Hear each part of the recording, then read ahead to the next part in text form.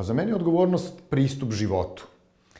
Pristup životu u smislu odgovornosti svakoga čoveka za svoj život, za život svoje porodice, za svoj posao, karijeru. U krajnjem slučaju to ide i do političke odgovornosti, pa i dalje odgovornosti za život na planeti Zemlji, održivi razvoj i tako dalje. Međutim, mislim da je bitno da svaki čovek, kada svakoga dana više puta u toku dana pogleda sebe u ogledalu, može sam sebi da kaže ja svakoga dana činim sve što je u mojoj moći da moj život bude bolji, nisam se predao apatiji i beznađu, radim najbolje što mogu i najbolje što umem i znajući da u Srbiji ima